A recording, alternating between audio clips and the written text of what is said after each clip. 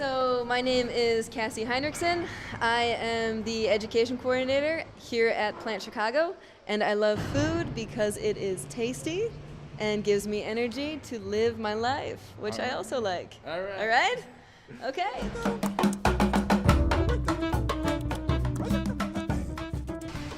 All right, so we're all about closing waste loops here.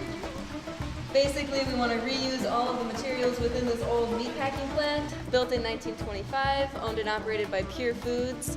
They were here until 2007, and then the building was vacant for about 3 years, and then Bubbly Dynamics purchased the building in 2010. So we've been here for about 5 years.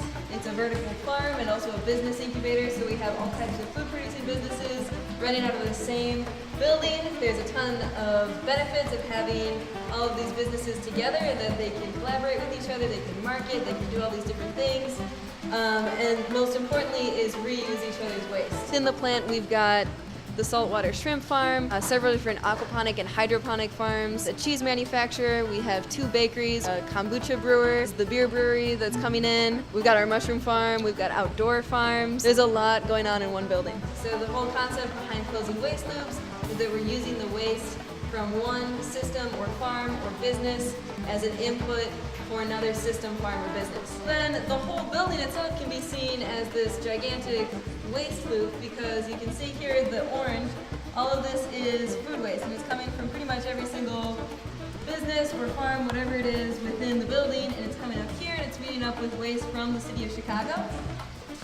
And it's going into this contraption right here, this lovely illustration, which is an anaerobic digester.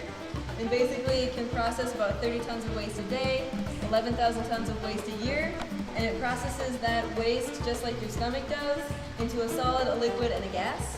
So we'll be able to sell off the liquid and the solid as compost and fertilizer, or else use it here in our farms and outside.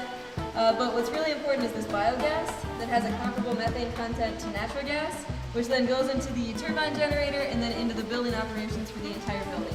If the world were to adopt your model, the plant, if every place ran like the plant, what would the world look like? Oh my God, it would be a beautiful utopia. Yeah. I don't know. I mean, that's something that we think about a lot is, would this be a feasible thing to do on a large scale? And I think it would, and that's the whole concept behind the plant, is that we're providing a model for other people to do the same thing. So we get a lot of people from all over the United States and then even beyond that are from cities that have these old industrial buildings that are no longer in use, but then thinking about how can we repurpose that and put this model of waste reuse on it. There it is.